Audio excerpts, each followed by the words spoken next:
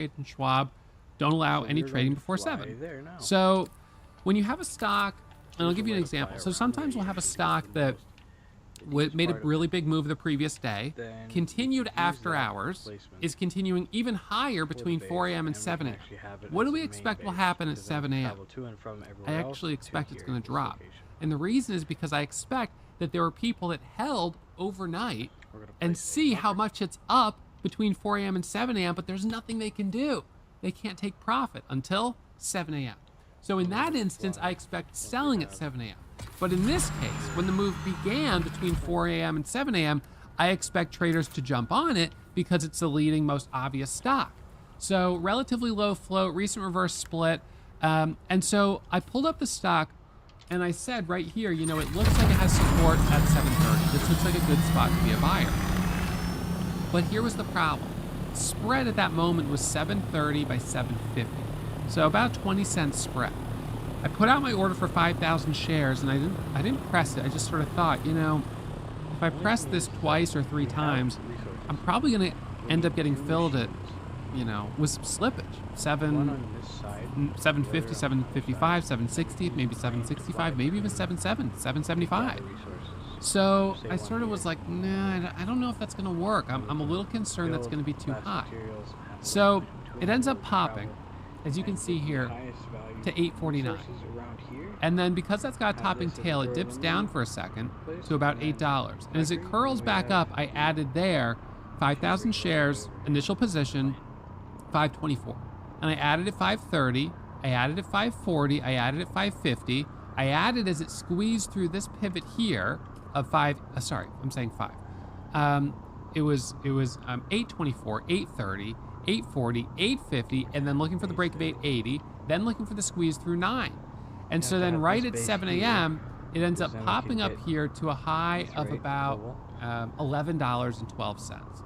And so in that move right there, I made $77,000 in those 4 candles. So 4 minutes, $77,000. It ended up being a total profit of about $2 a share on 35,000 shares. That's kind of how it ended up working out. So even though I added some of the shares I added, I ended up selling break even, but that's sort of how it averaged out, about $2 a share, which is pretty solid. So, and look, I mean, this went from $8 down here, 9, 10, and then all the way to a high of 11, 12. So then it dips down, it curls back up, but it's not able to get back through the high. And then we have this rejection right here. So unfortunately, you know, I was like, that's kind of tricky. Then as we get a little closer to, you know, 9:30, we get this sort of consolidation here with resistance at about $9.19. I took this trade here as it popped up, dipped down, and then that pop up to 10.50. Nice little dip, and then a squeeze back up there. So I got a little profit on that. That put me up to about, let's see, 85,000 or so on the day. And then I actually gave back a little bit. And where I gave back a little bit of profit was, so this 5-minute pattern was forming right here. 1, 2, 3, 4, 5 green candles in a row. And right here on this doji, I was adding, and I was thinking this was going to make an attempt through the high of 11.12. And so I was wrong on that. It dropped back down. So I gave back a little profit on that. And then we had one trade on WeBuy. WeBuy popped up. I was a little hesitant on it. So it pops up here from 8 to 14, drops down. I bought this dip down here at 12. It goes from 12 back to 14 and then back to 10. And I was like, yikes.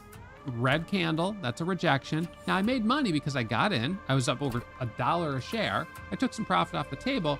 So I locked up $6,700, but it didn't hold. It sold off hard. And then I was like, well, that's no good. It went sideways for a little while. It almost looked like maybe we were going to get a second attempt at the break of VWAP, but it just started fading and it didn't happen. So that was a little disappointing. Outside of that, ANEB popped up. Headline on ANEB is plans to take the stock private at $3.50 a share. So essentially it's like a buyout and it's going to go private. So that was that one. ABVX, leading gapper, but awfully expensive, bigger spreads. I just felt like I couldn't manage the risk. Now, I will sometimes trade these higher price stocks when they start cheaper and they kind of work their way up, but that just wasn't the case for today. So then AMOD, lower price stock, made a pretty big move there from $1.20 to $2.40. I missed that one. GoPro, you know, this is kind of, I mean, it's sort of like it's a stock that, you know, got really hyped up and, you know, then kind of has been out of favor more or less. I mean, once you own a GoPro, how many do you need? I don't know. It's just sort of, this was all the rage in 2014, but it's a one product company, you know, they just. So anyway, so that's coming back a little bit today, but I don't see anything for me there. PLRZ, continuation, multi-day, but yeah, so that's kind of where we're at here today. Got in, got out. In total, I made about $77,000 in 4 minutes. So my whole day could have been 4 minutes. But you know what's interesting? So I sat here today for, well, it's been 3 hours, a little over 3 hours. $90,000 is great. $30,000 an hour, certainly can't complain. But in total, how much time did I actually spend in trades? So from about 6:58 to 7:05, so that's 7 minutes. And then from 8:22, I got a trade there till like 8:29. So 8:32 actually, 8:40, so 8:22. So about 20 minutes there. So that's 27 minutes.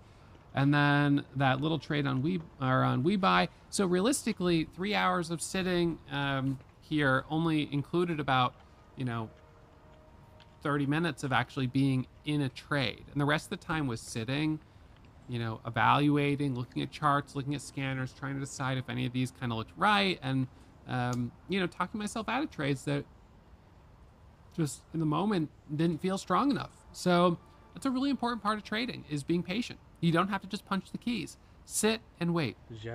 Wait for that A quality stock. Wait for that A quality setup. And as you gain more experience, your sort of, you know, repertoire. I didn't quite say that right. These French words really throw me off. You know, I spend a little too much time in France, and I think I've had quite enough of that. So let's choose a nice American word. Your tool belt. Your tool belt of trades gets bigger. So the number of setups that you feel comfortable trading, you know, it expands, and then you spend less time sitting. But as a beginner, you will spend more time, a bit more time sitting, just because your aluminum. You know, your Need to make sure that the repertoire. Going to be here for another it's a dumb word, is what it is quite limited. Just need a garage. So, anyways, well, that's a good enough spot to finish this recap. So, hey, you guys, as always, I'll remind you, trading is risky. My results aren't typical, so please, I encourage you to manage your risk and practice in the simulator before you put real money on the line. We're definitely seeing some volatility, but what goes up goes down. Easy come, easy go. So take it slow, and I'll see you guys back at it first thing tomorrow morning, 7 a.m., streaming for members here at Warrior Trading. We need to build we need to build a base.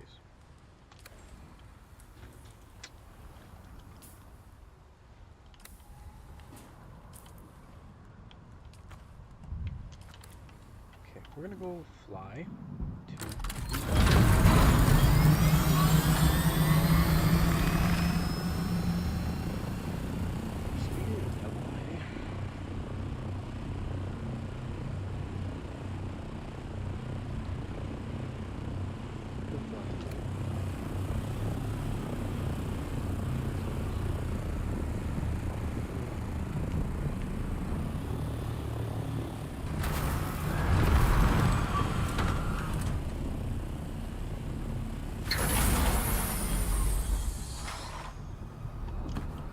Sector weather alert. A large sandstorm is approaching. Decoy base. Probably gonna use my Jeep with the upgraded stuff to go over here. Completely empty out this home base, and then evacuate all the stuff back here. And then once we've done that,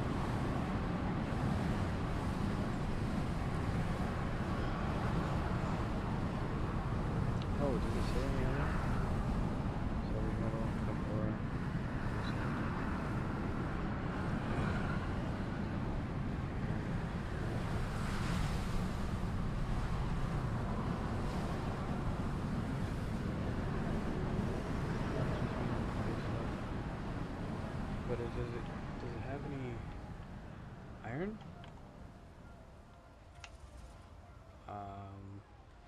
Iron looks like a sandwich.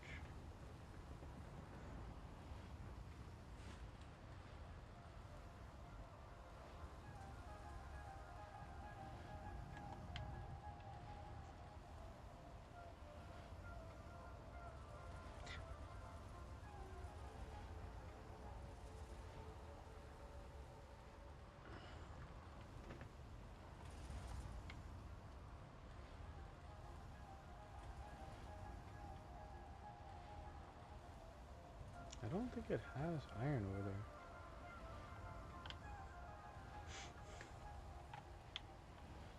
So, overworld stuff now? I guess.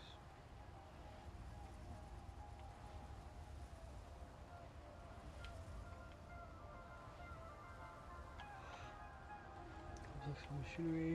This would be a good place to have a base. I could go across here. That's short enough distance. This is a short enough distance between here and here. The base might be set up right here. This might be the best place for a base. This is a bit long. This is a perfect place for a base.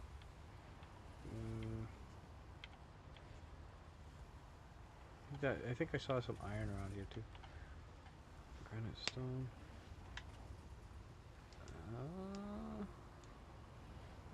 We'll see.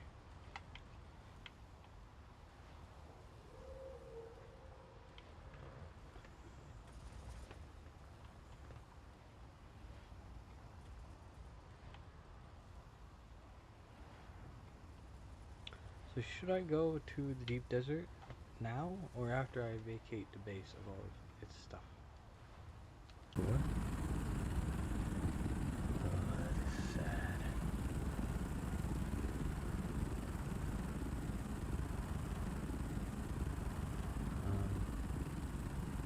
We're gonna go to watching home labbing.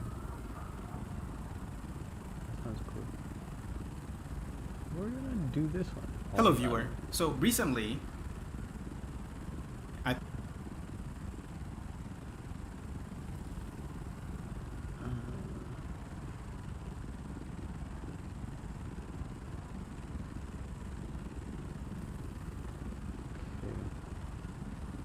let's head to the deep desert. picked up a new hobby, and I think it might be a problem. A couple months ago, I got into something called hangout. If you don't know what that is, I recommend watching my previous video, as this is a series and you're watching episode 2.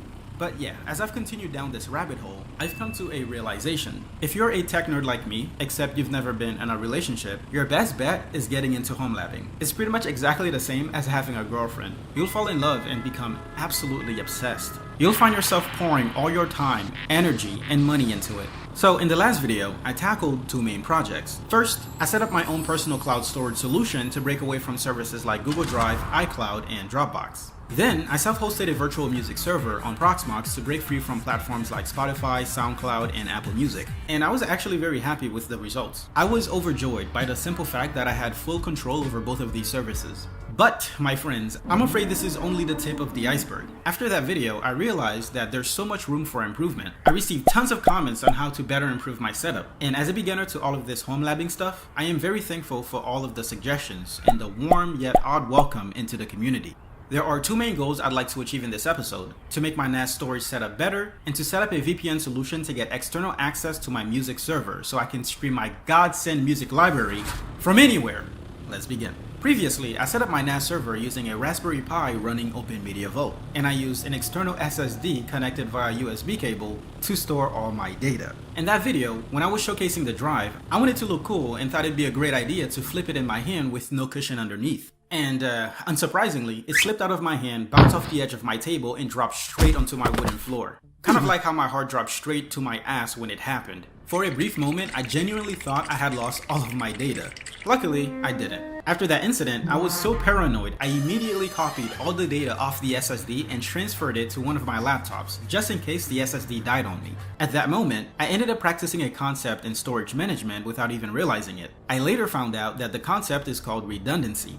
Redundancy in storage management basically means having a fault-tolerant system for your data, so that in the event of a disk failure, no data is lost. So, the mission here is to implement redundancy to my Raspberry Pi NAS server. And we can do this with an awesome methodology called RAID. Speaking of RAID, this video is sponsored by RAID. Gotcha. You got me. RAID, short for Redundant Array of Independent or Inexpensive Disks, is a design approach that combines multiple physical drives into a single logical unit to improve data redundancy or performance. And it can be implemented in a few different ways. You can do it through hardware with RAID controller cards, through software with utilities like MD80M on Linux or storage spaces on Windows, and even through features built into some motherboards, though that's often referred to as fake RAID or cancer. From what I've seen researching this topic on the internet, and by research I mean reading a couple Reddit threads, software RAID is the way to go. OpenMedia Vault has a RAID software plugin called MD, short for Multiple Devices. Once installed, it will allow you to combine multiple physical disks along with your desired RAID level. I'll get into what RAID levels are later in the video, not for the experienced, but for newbies like me. Before configuring the RAID setup on my Raspberry Pi, I thought long and hard on how I wanted to do it. RAID arrays are typically done with hard disk drives, and my current setup is using just a single external SSD. Buying more SSDs wouldn't be cost effective. Hard drives are way cheaper per terabyte, so I started thinking if I could even mount hard disk drives to a Pi, and that led me to discover Raspberry Pi hats, little boards that attach to your Pi to expand its capabilities. There are ones that allow you to mount full-size hard drives, but the builds I came across looked way too janky for my taste. I wanted something compact and sleek. Then I stumbled on a SATA hat that let you mount SSDs directly in a clean, compact layout, and for a moment, it grabbed my attention, even though I was against using SSDs. And then I watched Jeff's video covering it, and let's just say, just as the video timeline inched closer to 0, so did my interest in the Pi setup. So I went back to the drawing board, still wanting a DIY solution, but with the polish and compact form factor of a pre-built NAS. After some more brainstorming and a mild internal meltdown later, I eventually said, "F it, I'm buying a workstation," which is basically a more powerful and specialized version of a desktop computer. It will solve all the issues I have with my current NAS setup, as you'll soon see. But it doesn't stop there. It's also going to take over as my main home server, handling both storage and all the virtual machines and containers I plan to run. If you're a beginner like me, don't think you need to go out and get yourself a full-blown workstation. I'm only getting it because 1, my OCD brain cannot stand looking at a janky looking setup, and 2, I need something that can actually grow with me. My current 4-core 16GB Proxmox server won't be able to keep up with all of the future projects I'll be doing. So yeah, I need something bigger, something stronger. I'm future-proofing. How else am I supposed to explore new territories in home labbing if I don't expand my horizons? I'm learning. Yeah, this is growth.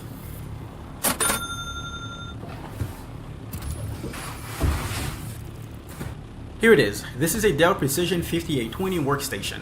I got it open box on eBay for $729.93. I actually got the idea of using one of these for my job. GIS engineers use them for handling very demanding tasks, and so I thought it functions well as a home server. Here are the specs if you're curious. So the idea here is to turn this baby into my new Proxmox server. My ThinkPad will relinquish that title and become my Proxmox backup server. My Raspberry Pi will also be relinquishing its title as a NAS, as I'll be virtualizing OpenMedia Vault on here and setting up my RAID configuration through these drive bays. I don't know what I'll be repurposing the Pi for as of this recording. Oh, one other thing I picked up on eBay was a UPS battery backup. I had a few comments in my last video suggesting I get one, but I didn't start taking them seriously until my breaker tripped a week after I posted the video. Hurricane season is coming up and there is not a better time to get it than now, and I only paid $155.86 for it. Moving on. Before installing Proxmox into my new machine, I removed the 1TB SSD it came with and replaced it with a 256GB one. Proxmox doesn't need that much. Funny story, during the installation process, I was experiencing this weird monitor issue where the screen would go all black and create trails when I clicked and dragged. At first I thought it was the monitor, something to do with scaling, so I switched it with a different one and I was still having the same problem. Then I was like, alright, it has to be my graphics card. Maybe it needs some updates. I boot into Windows, bypass the Microsoft setup process and account requirement because Microsoft, I then go to the Dell support website and download every update available. And wouldn't you know it, the problem still persisted. So now I'm like, okay, how about we get rid of the graphics card altogether? And what do I see? It's an NVIDIA graphics card. Luckily, I was able to grab this AMD Radeon graphics card from an old gaming PC I had lying around. I popped it in, booted up, and lo and behold, the black screen of death was gone. But anyway, after that, it was smooth sailing from there. Is what I would have said had Proxmox actually booted without throwing this error at me. TLDR, it was my bootable USB. After using a different flash drive, the installation was successful, and it only took me one sleepless night to figure that out. Now my new Proxmox server is up and running. I call it the Bite Cave. Get it? Bite Cave? Like, anyway, this is my old Proxmox server running my music server Navidrome, and we're transferring it over here to our new Proxmox server. To do that, I just created a backup of the container, transferred it to the destination server over SSH, and then restored it with PCT restore. Once that was all said and done, I reformatted the ThinkPad and installed Proxmox backup server on it. Its job now is to regularly back up my VMs and containers. Moving on, virtualizing OpenMedia Vault. Done. Gotta pick up the pace. I can finally get back to talking about RAID. To get started with the RAID setup, we first need some drives. I hopped on eBay again. This is only episode 2. I'm spending a lot of money here. I found a listing for 5 used WD Red SATA drives, and I got them all for $85.46. I'm not planning on using all 5, it was just a good deal. Originally, I thought I'd be able to throw at least 3 of them into these empty bays for my RAID setup. But turns out, these 2 slots up top only supports NVMe drives, as you can tell by the NVMe backplane. Only the 2 bottom bays are wired for SATA, which means I can only use up to 2 disks for my RAID setup. So for this bay, I might just use it to store only VMs and containers to keep them separate from the OS. I don't know, let me know what you think I should use it for. There are several different RAID configurations, each with its own trade-offs between speed, redundancy, and storage capacity. The most common ones are RAID 0, RAID 1, RAID 5, RAID 6, and RAID 10. RAID 0 is when data is split evenly across 2 or more drives to improve speed. There is no redundancy in this RAID setup, so if one of your drives fail, you lose all your shit. But this is called stripping. I mean striping. RAID 1 is when data is copied on 2 or more drives, so if one fails, the other still has a copy. This is called mirroring. RAID 5 needs at least 3 drives. It splits your data across all drives, like RAID 0, but it also stores parity. Parity is bits of information that lets you rebuild your data if one drive fails. This is called striping with single parity. RAID 6 is just RAID 5, but on trend. It needs at least 4 drives. It can handle 2 drives failing instead of 1 because it uses double parity. This is called striping with double parity. And finally, RAID 10. It mirrors your data for redundancy like in RAID 1, then stripes it for speed like in RAID 0. This is where the 10 comes from. It's really 1-0. So let's go ahead and pop these in. Here they are. Now I just have to hand them over to OpenMedia Vault and let it do the rest. But wait, OpenMedia Vault is now a virtual machine, and VMs don't actually have access to the host's hardware directly. Instead, they run on virtual hardware that's emulated by the hypervisor, in this case, Proxmox. Proxmox controls the real hardware resources and decides how much of it each VM gets. So if I want OpenMedia Vault to talk directly to the physical drives, I first need to pass them through. That just means mapping the UUIDs of the drives into the VM, so OpenMedia Vault can see them as if they were plugged in directly. And here they are. If you're a newbie like me, here's something to keep in mind about disk pass-through. Once a disk is passed through to a VM, it essentially becomes locked to that VM. You won't be able to easily move it around or access it from other VMs. That means if something goes wrong with the VM or you need to move it to another host, transferring that disk can get a bit messy. Think of it like marriage. Once you're in it for life. Unless you want to go through a painful separation and possibly lose all your shit. But anyway, once my drives were passed through, I created a RAID 1 configuration, set up a file system for my Samba network share, and just like that, my new NAS setup is complete.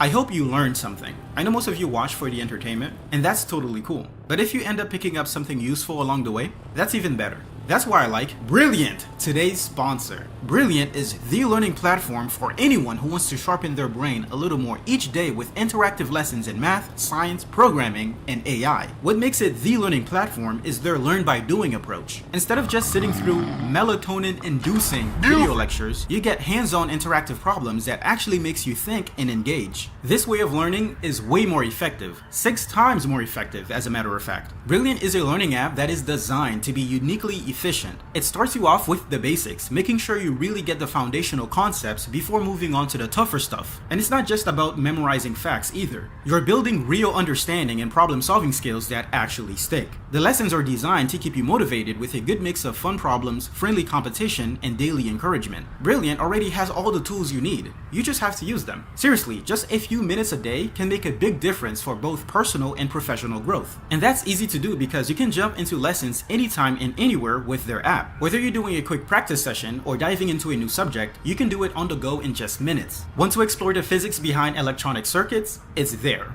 Calculus? It's there. Programming? It's there. Data analysis? It's there. Give it a try. You can check out everything Brilliant has to offer for free for 30 days at brilliant.org/ardens. You can scan the QR code on screen or by clicking the link in the description. You'll also get 20% off an annual premium subscription. Thank you to Brilliant for sponsoring this video.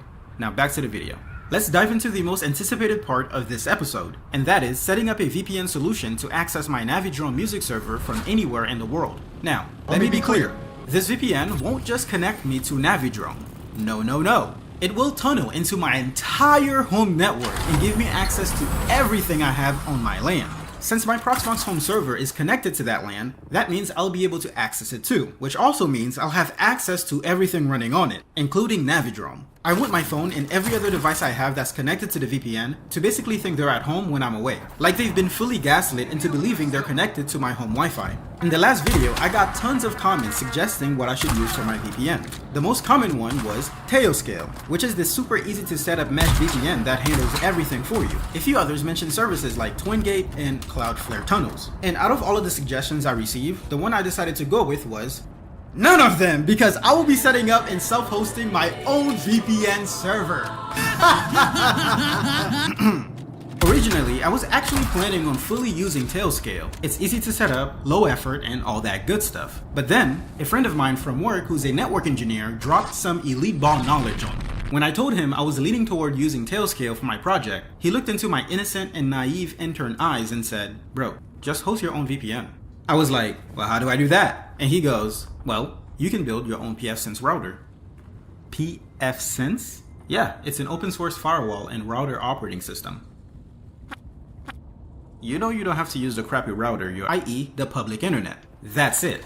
What I've known up until now is the productized version of a VPN, made by companies whose main goal is to sell you convenience, not give you control. A VPN is just a technology built on a set of protocols. Some are proprietary, but many are open source. Because it's just protocols, you're free to use them however you want. You can set up your own server, your own clients, your own rules. When you use a commercial VPN, all you're doing is swapping your ISP for another group of strangers and hoping they're more trustworthy. I kid you not, I felt like the prisoner who escaped from Plato's allegory of the cave because of it. So, I was sold and ready to self-host my own VPN server. But before I could do any of that, I had to get rid of this piece of shit Spectrum router. And this has been a long time coming. I hate this thing. You know how normally when you type in a router's IP address in the browser and it takes you to a page where you can actually configure your network settings? When I did that with this one, it took me to a page with a damn QR code telling me to download the My Spectrum app.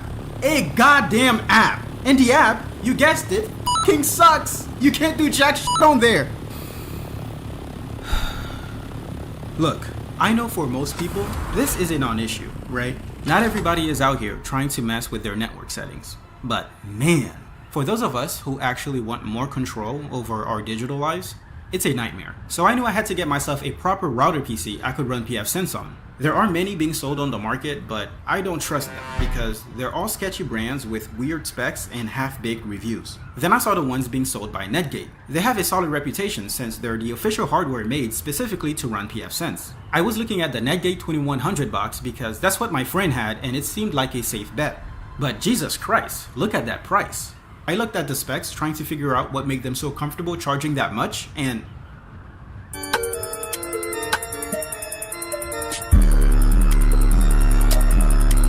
I started exploring other options, but no matter where I looked, I just couldn't find a router PC that was as solid and good looking as the Netgate box for a better price. Then I remembered, in life, when you want something that truly fits all your needs and ticks every box, you have to build it yourself.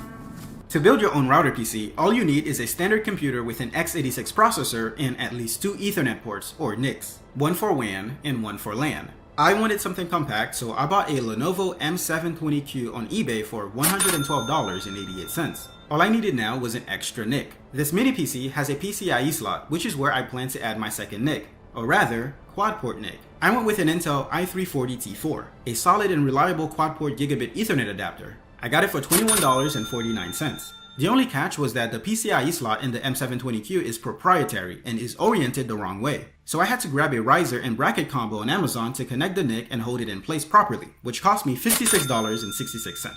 After a little bit of tinkering, everything was installed and ready to go. Doesn't it look beautiful?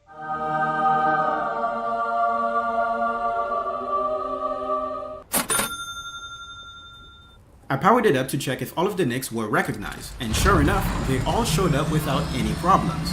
Man, I wish all my tech projects went this smoothly. The next step was to install pfSense on it. You know the usual drill, download the OS file, create a bootable USB, and all that good stuff. Once the installation was complete, I plugged it to my modem and figured out which port was my WAN and which port was my LAN. And when I logged in for the first time, I was greeted with a beautiful and proper router configuration interface. Nothing like this garbage. As much as I hated my Spectrum router, it did have one thing my custom router didn't, and that is a wireless access point.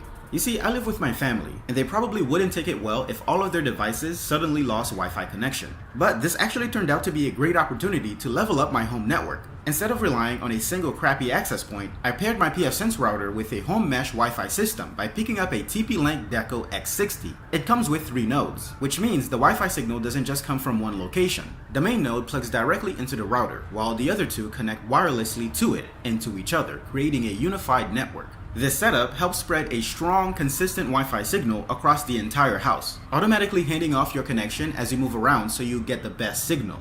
I got it on eBay for $104.16. Now that I've taken care of the potential mob that is my family, it was finally time to set up my VPN. I had absolutely no clue where to even start with setting any of that up. Thankfully, the legend, Louis Rossman, came to the rescue. He has already done the Lord's work by putting together a super detailed step-by-step guide for this home ladding stuff. If you're looking to get into this yourself, I highly recommend you check out his guide to a self-managed life videos, or hitting up the wiki. I'll drop the links in the description. To summarize what I had to do, I first needed to set up a dynamic DNS using FreeDNS. The thing is, in order to connect to your home network from the outside world, you need a public IP address. It's a public address your ISP provides you so you can actually connect to the public internet. But most ISPs assign you dynamic ones, not static ones, meaning they can change frequently and for a number of reasons. That's a problem if you want to consistently access your network remotely. The workaround is to set up a dynamic DNS service. A DDNS links a custom, easy-to-remember domain name to your ever-changing IP, and automatically updates it whenever your IP changes. Once I created my domain name on FreeDNS, I had to go into pfSense and set up the dynamic DNS service, so it could keep that domain name in sync with my IP. After that, it was time to configure OpenVPN itself. Now, there are a bunch of steps you need to go through. You first need to create a certificate authority, then generate your server and client certificates, and set up a user group specifically for VPN clients. Then comes configuring the VPN server on pfSense, setting up the tunnel, defining encryption settings, assigning users, and the whole 9 yards. It sounds like a lot, and yeah, it kind of is, but if you just follow Lewis's guide step by step, I promise you'll be fine. But if you can't be bothered to do all that, go ahead and just use Tailscale. I won't judge you. But that was the finish line for me. I downloaded the OpenVPN client app on my phone, transferred and uploaded my user configuration profile, and I can describe how happy I was when I tapped that connect button and it just worked. I was on cellular data outside of my local network, and I was able to stream music straight from my home server like I was still in the house. And it wasn't just music, I had full access to my entire home network. This project specifically has been one of the most fun and satisfying things I've ever done. I learned so much about networking. That's another reason why I wanted to go down the self-hosting route. But here's how my setup is looking right now. It's turning into a proper little mini data center, and I'm planning to keep expanding on it. And here's how my room is looking at the moment. As you can see, it's missing a few things, like this one blind I once had but then broke. I need to replace it. Anyway, I hope y'all enjoyed episode 2. I know it took a while to put out, but hey, this was a long one and I had zero help, so leave me alone. For episode 3, I'm planning on doing a full digital detax, cutting ties with all the bloated, data-hungry software run by the big tech giants. But anyway, if you're still watching, join the Discord, come say hi, you might catch me around, and I'll see you in the next one. Take care.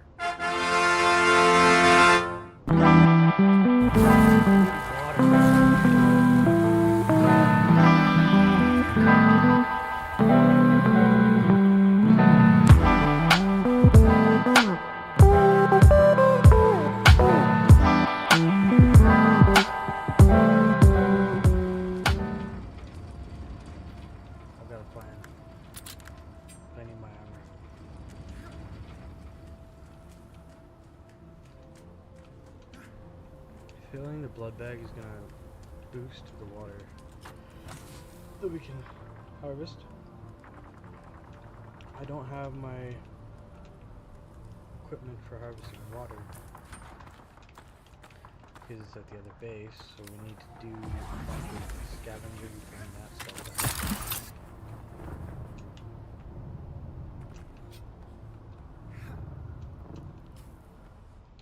It's already at half. We need water. So then we can get duraluminum, and we could build more of the swap that.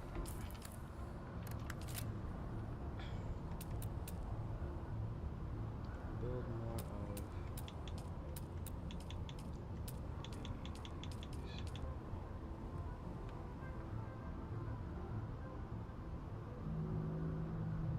Okay, this should work. These are expensive, power-wise. I could build 2 more, I think. Yeah. 1 or 2 more.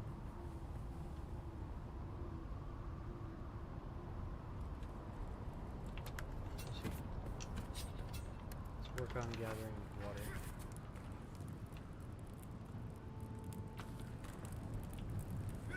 Where'd the enemies go? They were here at one point. Over here, salvage some water. These would be great. We need to get the whole setup for that, and then we can start. Oh, here's a really good place where we can get a lot of water immediately, which I will set up for during the next movie. This guy is a cool YouTuber. He seems pretty cool. Subscribes. That's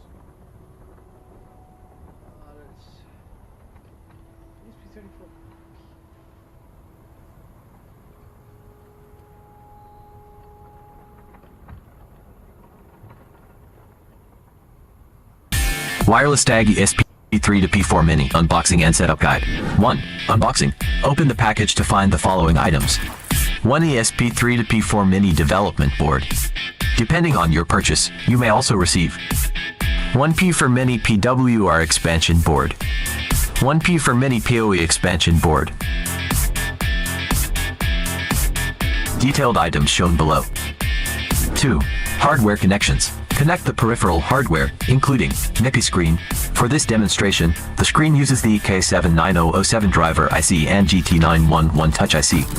When connecting, ensure that the development boards are ST_LCD screen reset, PWM backlight control, 5 volts power supply, and GND pins are correctly connected to the corresponding pins on the screen. Connect to camera, PWR expansion board,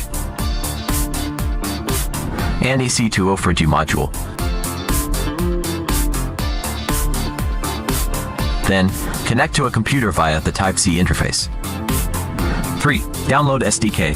Enter the following URL to access the wireless DAG code repository. Click the Clone, Download button and copy the SDK address. Open the WSL terminal and execute the command git clone SDK address. Once cloning is complete, enter the project directory using the command. Open a code editor. The development board supports either VS Code or Cursor. This demonstration uses Cursor. Create a new terminal, go to the IDF directory, and execute the command. Then, return to the project directory. 4. Compile and flash the screen demo. Enter the following command to set the compile target to ESP3 to P4. Then, enter idf.py menu config to open the menu config. Select Use LCD demo. Press ESC to exit, and save the configuration. Enter idf.py build to start compiling the project. Once the compilation is successful, enter the following command to begin flashing.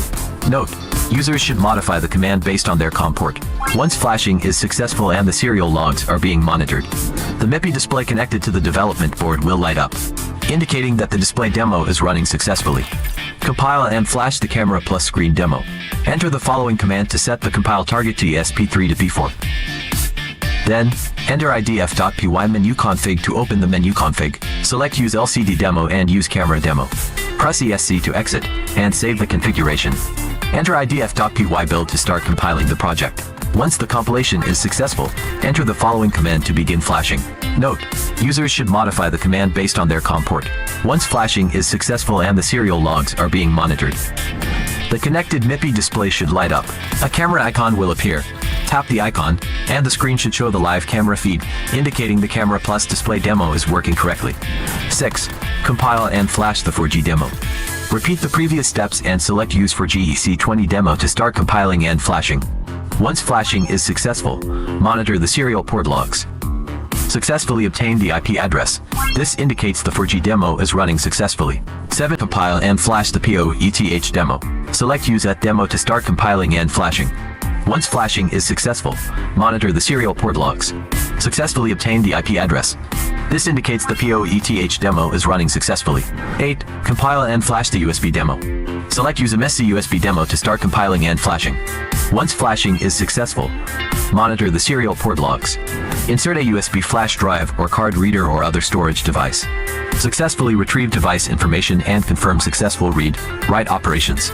This indicates the USB demo is running successfully. This concludes the ESP32P for Mini unboxing and getting started guide. With the rich open source SDK from WirelessDAG, developers can easily get started and significantly shorten project implementation timelines. We welcome everyone to come and collaborate with us. WirelessDAG, AI agent hardware specialist. Not sure what exactly the use of this would be, besides maybe a wireless screen. Yeah, you guessed it. It's a 160-core RISC-V supercluster. What can it actually do? Oh yeah! And how did building it nearly break me? Some strange state. Find out in today's episode. I don't know how this should ever work with 160 cores. This project technically started a few years ago when I built a 256-core mega cluster. That were my first 4-layer PCBs and a serious challenge. I tried to cram 16 MCUs onto a tiny module. Here's the result. A 4x4 cm board packed with traces across all layers. What I didn't like? The densely packed surface mount pin headers. They bend easily, are expensive and make the assembly a pain. Back then the CH32-003 chip was only available in a small SOP package with tiny legs, so that size was as compact as it could get.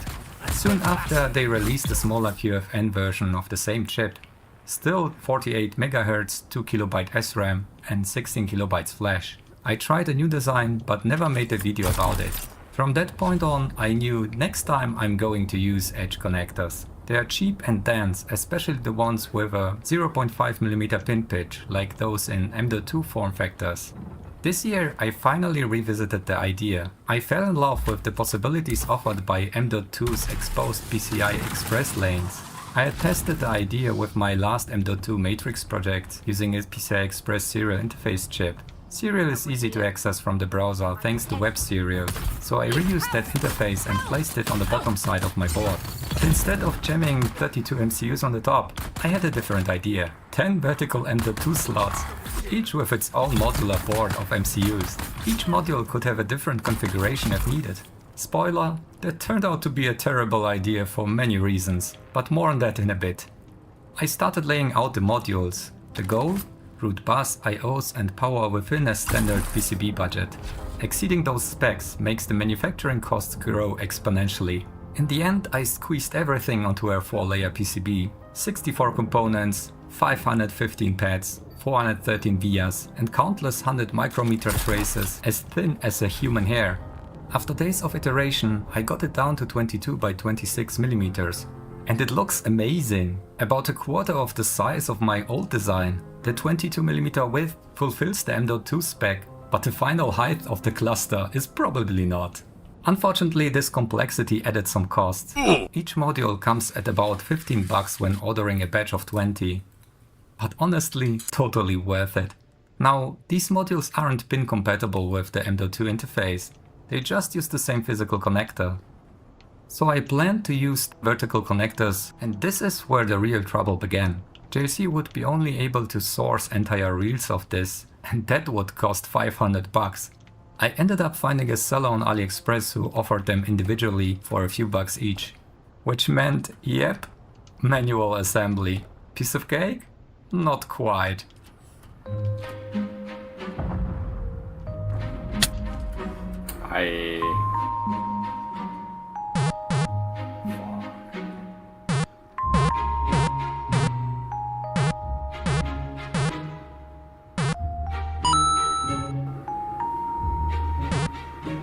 Alright. I usually refill one side of the board, then solder the other by hand. With minor success. Many pins didn't make contact and I had to retouch them all. But here the pins on the vertical connectors were completely unreachable. Who designed this? Eventually I wrapped a 1mm wire around my soldering iron tip to sneak between the connectors. This was finicky, but it worked.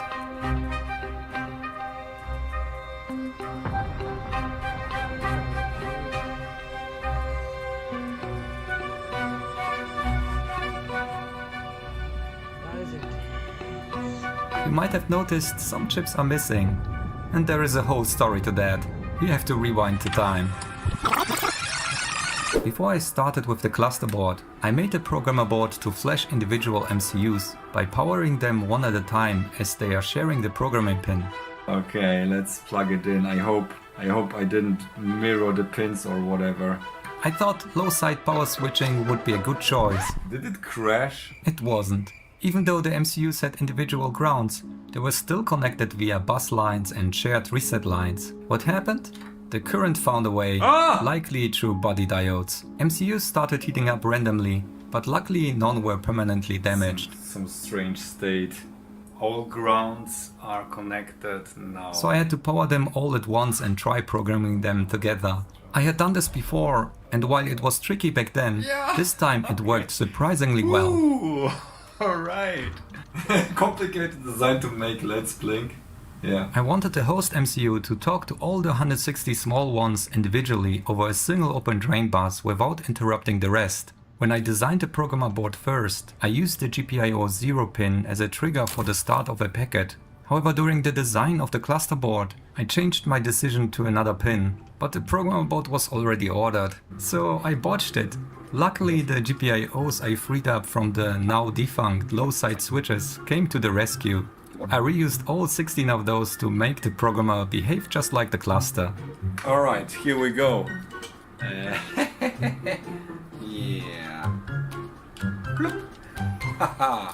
I pre-programmed each MCU with a fixed index in the option bytes that represents its physical position in the array. Now we could even use the whole thing as a 3D LED matrix. Or for debugging, we could identify which of the physical MCUs stopped responding.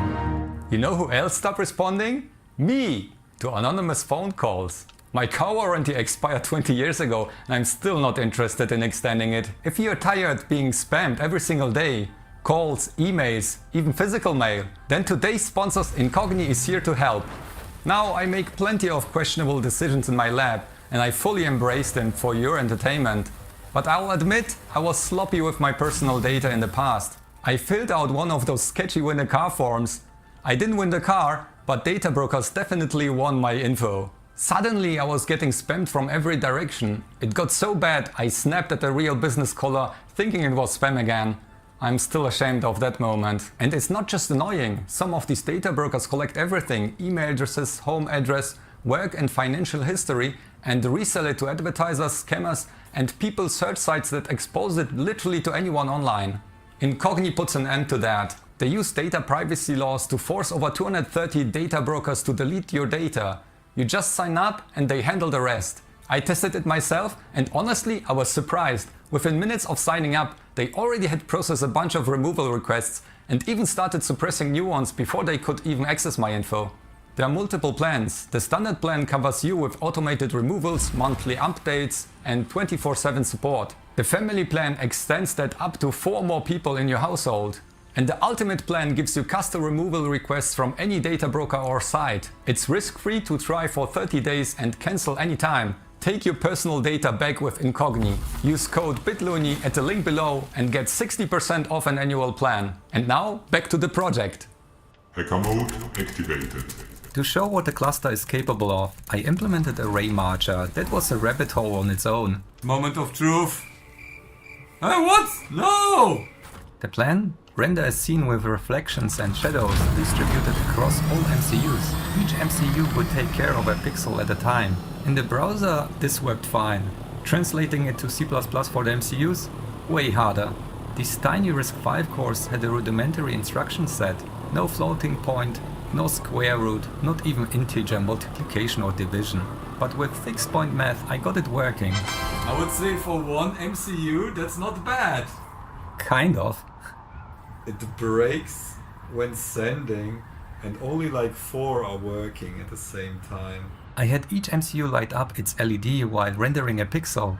But remember those hair-thin traces? Too many LEDs at once caused brownouts. It died completely. No timeout anymore? What? That took me a while to discover. I don't know how this should ever work with 160 cores. Uh-oh. Oh no! I was using a 200 ohm LED resistor which drew too much current, so I switched the LED GPIOs from push-pull to using the internal pull-up instead. The LED lit up faintly, but the current draw was dramatically reduced, and it solved so many issues I haven't even diagnosed yet. Now I uploaded the code without the blink, so here LED timeout is off. Ping again. Is it connected? Ping. Everything works. What? Ah, rendering error here. What we have done? This is already too fast. This is real time. I can see in real time how the image is built. Should we try this board with 160 MCUs at the same time? I never tried it though.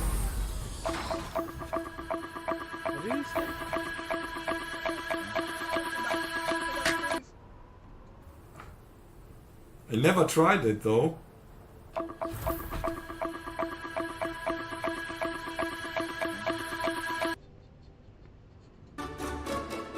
Should we try this board with 160 MCUs at the same time? Oh. I never tried it though.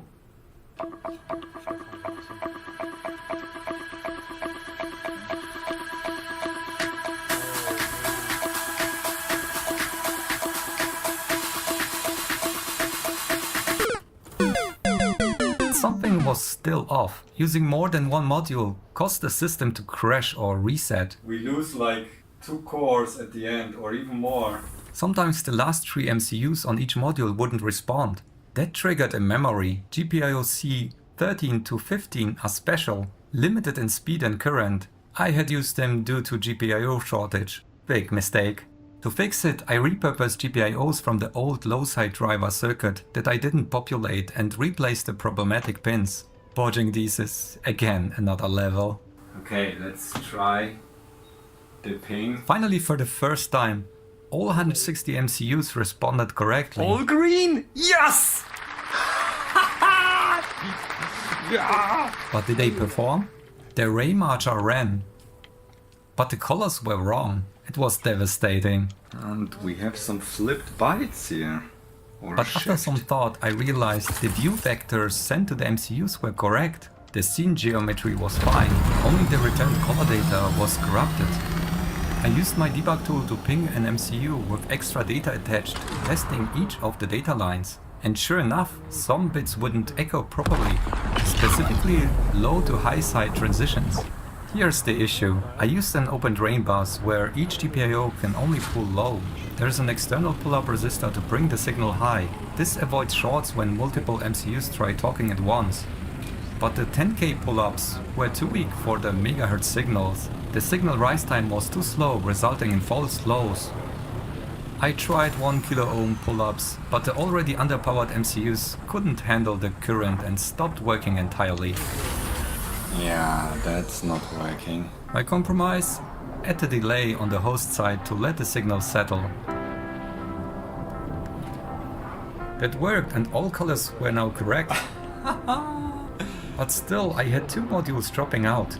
After testing and swapping slots, I suspected bad solder joints. Patching up a few cold looking pins fixed the issue eventually. And finally the cluster was fully functional. Oh yeah! Until this point several times I wanted to give up.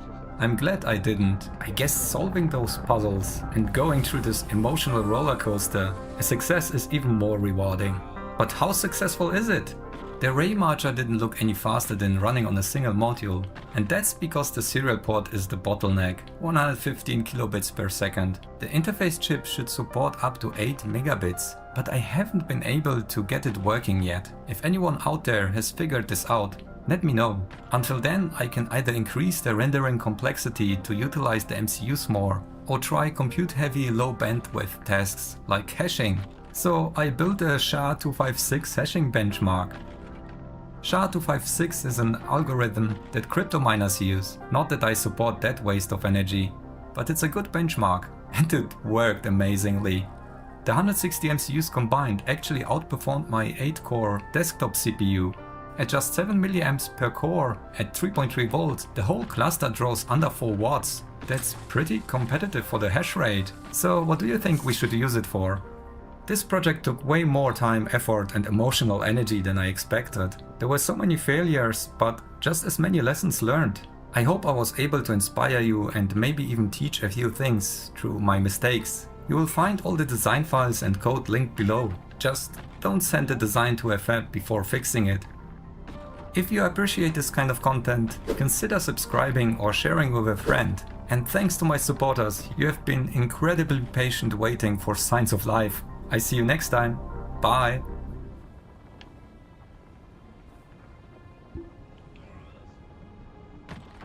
Swap into a different episode or something. Oh, buddy. Oh, buddy. Inside this box is the smallest computer cluster I've Move on to something else.